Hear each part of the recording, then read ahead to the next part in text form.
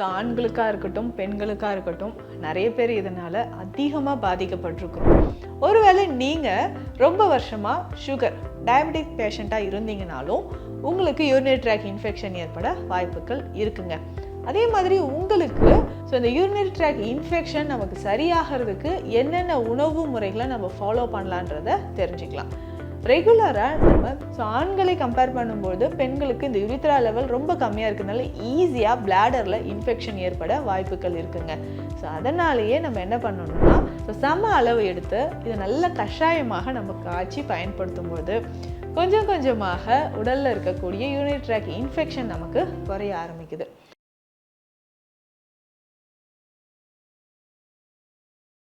Health cafe Tamil viewers அனைவருக்கும் வணக்கம். நான் doctor Nithya, Siddha physician. Urinary tract infection, சிறுநீரக பாதை தொற்று. ஆண்களுக்காக இருக்கட்டும் பெண்களுக்காக இருக்கட்டும் நிறைய பேர் இதனால் அதிகமாக பாதிக்கப்பட்டிருக்கிறோம். இந்த யூரினரி ட்ராக் இன்ஃபெக்ஷன் எதனால் ஏற்படுது அப்படின்றத முதல்ல தெரிஞ்சுக்கலாம். பொதுவாகவே இன்ஃபெக்ஷன் அப்படின்னா நமக்கே தெரியும். ஏதாவது ஒரு பாக்டீரியாவோ வைரஸ் தொற்று கிருமிகளோ நம்மளை தாக்கும்பொழுது உடலில் ஏற்படக்கூடியது. அடிக்கடி வெளியில் சிறுநீர் கழிக்கக்கூடிய ஒரு சுச்சுவேஷனில் இருக்கக்கூடிய நபராக நீங்கள் இருந்தீங்கன்னா உங்களுக்கு அடிக்கடி யூரினரி ட்ராக் இன்ஃபெக்ஷன் ஏற்படலாம். அதுலேயும் பெண்களுக்கு அதிகமாக யூரினரி ட்ராக் இன்ஃபெக்ஷன் ஏற்படுறதுக்கு வாய்ப்புகள் இருக்குது. ஒருவேளை நீங்கள் ரொம்ப வருஷமாக சுகர் டயபெட்டிக் பேஷண்ட்டாக இருந்தீங்கனாலும் உங்களுக்கு யூரினரி ட்ராக் இன்ஃபெக்ஷன் ஏற்பட வாய்ப்புகள் இருக்குங்க. அதே மாதிரி உங்களுக்கு ஒரு இம்யூன் சிஸ்டமே வீக்காக இருக்குது, லோ இம்யூனிட்டி ரொம்ப குறைவாக இருக்குது, நோய் எதிர்ப்பு சக்தி குறைவாக இருக்குனாலும் யூரினரி ட்ராக் இன்ஃபெக்ஷன் ஏற்படலாம். சிஸ்டைட்டிஸ் அப்படின்ற கண்டிஷன். இந்த சிஸ்டைட்டிஸ் ஏற்படுதுன்னா இதை எப்படி நம்ம சரி செய்யலாம், எந்த மாதிரியான உணவு முறைகள் சிகிச்சை முறைகளை எடுத்துக்கலான்றதும் நம்ம தெரிஞ்சுக்கலாம். முக்கியமாக பெண்கள் நிறைய பேருக்கு இந்த ப்ராப்ளம் இருக்குங்க. அதுவும் இந்த மெனோபாஸ் டைமில் பொதுவாகவே ஹார்மோன் இம்பேலன்ஸ் ஏற்படுது. அதனோடு சேர்ந்து இம்யூனிட்டி லெவல் குறையிறது, ட்ரைனஸ் உடலில் அதிகமாக இருக்கும். வறண்ட தன்மை அப்படின்றது உடலில் அதிகமாக ஏற்படுது. இதனாலேயும் நமக்கு என்ன ஆகுன்னா அடிக்கடி யூரினரி ட்ராக் இன்ஃபெக்ஷன் ஏற்படுது. இந்த யூரினரி ட்ராக் இன்ஃபெக்ஷன் நமக்கு சரியாகிறதுக்கு என்னென்ன உணவு முறைகளை நம்ம ஃபாலோ பண்ணலான்றதை தெரிஞ்சுக்கலாம். ரெகுலராக நம்ம விட்டமின் சி நிறைந்த உணவுகளை எடுக்கும்பொழுது உங்களுக்கு யூரினரி ட்ராக் இன்ஃபெக்ஷன் குறைய ஆரம்பிக்குது. இதனுடைய சில பர்சனல் ஹைஜீனிக் மெத்தட்ஸும் நம்ம ஃபாலோ பண்ணணுங்க. அது ரொம்ப ரொம்ப முக்கியம். அடிக்கடி அவுட் சைட் ஃபுட்ஸ் நம்ம சாப்பிட்றதும் இல்லை அடிக்கடி வெளியில் நம்ம டாய்லெட்ஸ் ரெகுலராக யூஸ் பண்ணுறதா இருந்தாலும் இல்லை ஒவ்வொரு முறையும் யூரின் போயிட்டு வரும்போது வாஷ் பண்ணுறது ரொம்ப முக்கியம். அதுலேயும் முக்கியமாக பெண்களுக்கு இந்த சிஸ்டைட்டிஸ் அப்படின்னு சொல்லக்கூடிய யூரினரி ட்ராக் இன்ஃபெக்ஷன் அடிக்கடி வருது. இந்த யூரித்ரா லென்த் ரொம்ப கம்மியாக இருக்கிறதுனால கம்பேரிட்டிவ்லி மேல் ஆண்களை கம்பேர் பண்ணும்போது பெண்களுக்கு இந்த யூரித்ரா லெவல் ரொம்ப கம்மியாக இருக்கிறதுனால ஈஸியாக பிளாடரில் இன்ஃபெக்ஷன் ஏற்பட வாய்ப்புகள் இருக்குங்க. அதனாலேயே நம்ம என்ன பண்ணணும்னா ஹைஜீனிக்காக ஒவ்வொரு முறை யூரின் பாஸ் பண்ணிட்டு வரும்போதும் ஹைஜீனிக் மெத்தட்ஸை நம்ம ஃபாலோ பண்ணுறது ரொம்ப ரொம்ப முக்கியமானது. அதே மாதிரி நம்ம இம்யூன் சிஸ்டத்தை பூஸ்டப் பண்ணுறதுக்கான உணவு முறைகளும் நம்ம எடுத்துக்கும்போது கொஞ்சம் கொஞ்சமாக யூரினரி ட்ராக் இன்ஃபெக்ஷன் நமக்கு குறைய ஆரம்பிக்குது. சரிங்க, இதை தாண்டி வேறு என்ன வழிமுறைகளை நம்ம ஃபாலோ பண்ணலான்றதும் தெரிஞ்சுக்கலாம். ரெகுலராக நம்ம எடுக்கக்கூடிய உணவு இருக்குது பார்த்தீங்களா, இதில் ரொம்ப ஈஸியாக டைஜஷன் ஆகக்கூடிய ஃபுட்ஸை எடுத்துக்கணும். அதிகமாக ஆயில் கண்டென்ட் இருக்கக்கூடிய உணவுகளோ இல்லை எண்ணெயில் பொரித்த வறுத்த உணவுகளோ நீங்கள் அவாய்ட் பண்ணிக்கணும். பேசிக்காக நிறைய பேருக்கு இந்த யூரினரி ட்ராக் இன்ஃபெக்ஷன் சுகர் இருக்கிறவங்களுக்கு வருதுன்னு நான் சொன்னேன். அதே மாதிரி இந்த ஈகோலை இன்ஃபெக்ஷன் இருக்கக்கூடிய நபர்களுக்கு அடிக்கடி யூரினரி ட்ராக் இன்ஃபெக்ஷன் வருங்க. திரும்ப இந்த ஈகோலை இன்ஃபெக்ஷன் வந்துக்கிட்டே இருக்குன்னா அதை தடுக்கிறதுக்கான சில நோய் எதிர்ப்பு ஆற்றலை அதிகரிக்கக்கூடிய உணவுகளை நம்ம பயன்படுத்திக்கணும். ஃபஸ்ட்டு நம்மளுடைய சுகர் லெவல் எவ்வளோ இருக்குன்னு செக் பண்ணணும். அது ரொம்ப ரொம்ப முக்கியங்க. அதை தாண்டி யூரினரி ட்ராக் இன்ஃபெக்ஷன் இருக்குன்னா இந்த கஷாயம் நீங்கள் ரெகுலராக யூஸ் பண்ணிட்டு வரலாம். இதில் என்னென்ன சேருது, என்னென்ன மூலிகைகள் இதில் சேருதுன்றதை தெரிஞ்சுக்கலாம். முதல்ல என்னென்ன மூலிகைகள் அப்படின்னு பார்த்தோம்னா பற்படாகம். இந்த பற்படாகம் அப்படின்ற மூலிகை பொதுவாகவே நம்ம உடலில் இருக்கக்கூடிய இந்த தேவையில்லாத கழிவுகளுக்கும் அதிகமாக ஒரு ஃபீவர் இருக்குங்க, இல்லை ஏதாவது ஒரு தொற்று கிருமி நம்ம உடலில் இருந்து பாதிப்பை ஏற்படுத்துது அப்படின்னா அதை சரி செய்கிறதுக்கும் நமக்கு இந்த பற்படாகம் பயன்படுது. பற்படாகம் இதில் எடுத்து வச்சுக்கணும். இது பவுடராகவும் நமக்கு கிடைக்கும். அது நம்ம எடுத்துக்கலாம்.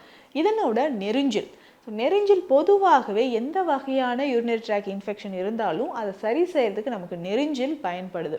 ஸோ முக்கியமாக நெரிஞ்சில் நம்ம ரெகுலராக எடுத்துக்கிட்டே வரும்போது யூரினரி ட்ராக் இன்ஃபெக்ஷன் குறையுது. ஸோ சித்த மருத்துவத்தில் நெரிஞ்சில் கஷாயம் அப்படின்ற ஒரு தனி மருந்தும் இருக்குது. அதையும் நம்ம தாராளமாக யூரினரி ட்ராக் இன்ஃபெக்ஷன் இருந்தால் நம்ம பயன்படுத்தலாம். ஸோ இதனுடைய சேர்ந்து நம்ம என்ன பண்ண போகிறோம்னா, இப்போது இந்த பற்படாகம் அப்படின்னு சொன்னோம் பார்த்தீங்களா, இந்த மூலிகையை நம்ம எடுத்துக்கணும். பற்படாகம், ஸோ இதனோட நெரிஞ்சில், நீர்முள்ளி, இதனோட நீர்முள்ளியும் நம்ம எடுத்து வச்சுக்கணுங்க. அதிமதுரம், சீரகம், ஸோ இந்த 5 மூலிகையும் சம அளவு நம்ம எடுத்துக்கணும். ஸோ சம அளவு எடுத்து இதை நல்ல கஷாயமாக நம்ம காய்ச்சி பயன்படுத்தும்போது கொஞ்சம் கொஞ்சமாக உடலில் இருக்கக்கூடிய யூரினரி ட்ராக் இன்ஃபெக்ஷன் நமக்கு குறைய ஆரம்பிக்குது. இந்த யூரினரி ட்ராக் இன்ஃபெக்ஷன் குறையிறதுக்கு வேறு என்ன வழிமுறைகள், இந்த கஷாய முறையை நம்ம எப்படி ஃபாலோ பண்ணலாம்?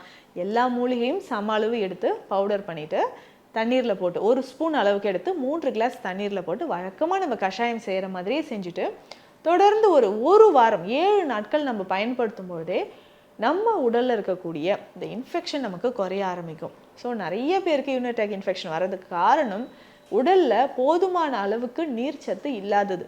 ஸோ அந்த நீர்ச்சத்து சரியாக இருக்கும்போது தான் நமக்கு இந்த யூரினரி ட்ராக் இன்ஃபெக்ஷன் வராமல் இருக்கும். ஸோ அதையும் நம்ம ரெகுலராக ஃபாலோ பண்ணிக்கணுங்க. இதை தாண்டி வேறு என்னென்ன வழிமுறைகள் நம்ம ஃபாலோ பண்ணலாம் அப்படின்னு கேட்டிங்கன்னா, நெல்லிக்காய் உணவில் அடிக்கடி சேர்த்துக்கலாம். சின்ன வெங்காயம் இருக்குது பார்த்தீங்களா, இதை நெய்யில் நல்லா வதக்கிட்டு ஒரு 5-6 சின்ன வெங்காயம் எடுத்து நெய்யில் நல்லா வதக்கிட்டு கொஞ்சமாக பெப்பர் பொடி சேர்த்து இதை ஒரு பவுலில் வச்சு டெய்லி நம்ம சாப்பிட்டுக்கிட்டே வரலாம். ஸோ இது மாதிரி ஒரு 7 நாட்கள் 10 நாட்கள் தொடர்ந்து எடுக்கும்போதும் யூரினரி ட்ராக் இன்ஃபெக்ஷன் நமக்கு குறைய ஆரம்பிக்கும். ஸோ இதே மாதிரி தான் நமக்கு குறுந்தொட்டி சூரணம், பூனைக்காளி சூரணம், 2ல் ஏதாவது ஒன்று தொடர்ந்து ஒரு மாதம் நம்ம பயன்படுத்திக்கிட்டே வரும்பொழுது உடலில் நமக்கு நோய் எதிர்ப்பு ஆற்றல் அதிகரிக்குது. ஸோ நோய் எதிர்ப்பு சக்தி அதிகரிக்கும் பொழுது நமக்கு அடிக்கடி இந்த மாதிரி இன்ஃபெக்ஷன் வர்றதும் தடுக்கப்படுதுங்க. ஸோ ஒவ்வொரு முறை யூரின் போயிட்டு வரும்போதும் வாஷ் பண்ணுறது ரொம்ப ரொம்ப முக்கியம். ஏன்னா நம்ம கட்டில் குடல் பகுதியில் இருந்தோ இல்லை ஆனஸில் இருந்தோ கிருமிகள் நமக்கு யூரினரி ட்ராக்குள்ளே என்ட்ரி ஆகும்போது தான் இன்ஃபெக்ஷன் அடிக்கடி வருது. ஸோ அதை நம்ம ப்ரிவெண்ட் பண்ணோன்னா ஒவ்வொரு முறையும் ஹைஜீனிக் மெத்தட், சுகாதார முறைகளை கடைபிடிப்பது ரொம்ப ரொம்ப அவசியம். இதை தாண்டி யூரினரி ட்ராக் இன்ஃபெக்ஷன் தொடர்ந்து இருந்துக்கிட்டே இருக்குன்னா இன்னும் சில மருந்துகள் சித்த மருத்துவத்தில் இருக்குது. ஒரு சிலருக்கு என்ன ஆகுனா, யூரின் போகும்போதே ஹெமச்சூரியா அப்படின்ற கண்டிஷன், அதாவது பிளட்டு கலந்து வர மாதிரி இருக்கும். ஸோ யூரின் போகும்போது பிளட் கலந்து வரதோ இல்லை வெண்மை நிறத்தில் யூரின் வரதோ இந்த மாதிரியான பிரச்சனைகள் இருக்கும். ஸோ அதற்குமே இந்த நெரிஞ்சில் கஷாயம் நான் சொன்ன மாதிரி நம்ம பயன்படுத்திக்கிட்டே வரும்பொழுது கொஞ்சம் கொஞ்சமாக யூரினரி ட்ராக் இன்ஃபெக்ஷன் குறைய ஆரம்பிக்கும். ஸோ டெய்லி கொஞ்சம் மோர் குடிக்கிறது, மோர், இளநீர், அதுக்கப்புறம் பழச்சாறுகள், ஸோ இந்த ஆரஞ்சு, அதுக்கப்புறம் முக்கியமாக பைனாப்பிள், ஸோ இந்த மாதிரி பழங்களை சாராக எடுத்து மாதுளை சாறு இதெல்லாமே நம்ம குடிச்சிக்கிட்டே வரும்போது கொஞ்சம் கொஞ்சமாக இந்த யூரினரி ட்ராக் இன்ஃபெக்ஷன் ஒரு 2-3 நாட்கள்லேயே உங்களுக்கு நல்லாவே குறைய ஆரம்பிக்கும். அதே மாதிரி பர்சனல் ஹைஜீனிக் மெத்தட்ஸும் நீங்கள் ஃபாலோ பண்ணிக்கிட்டே வாங்க. சுகர் லெவலும் அடிக்கடி செக் பண்ணிக்கோங்க. கொஞ்சம் கொஞ்சமாக நமக்கு யூரினரி ட்ராக் இன்ஃபெக்ஷன் குறைய ஆரம்பிக்கும். ஸோ இந்த பதிவில் நான் சொல்லியிருக்கக்கூடிய விஷயங்கள், தகவல்கள் உங்களுக்கு பயனுள்ளதாக இருக்கும்னு நினைக்கிறேன். மீண்டும் அடுத்த பதிவில் சந்திக்கலாம். நன்றி. இந்த வீடியோ உங்களுக்கு பிடிச்சிருந்தா லைக் பண்ணுங்க, ஷேர் பண்ணுங்க, கமெண்ட் பண்ணுங்க. மறக்காம ஹெல்த் கஃபே தமிழ் சேனலை சப்ஸ்கிரைப் பண்ணிட்டு பெல் பட்டனை கிளிக் பண்ணிடுங்க.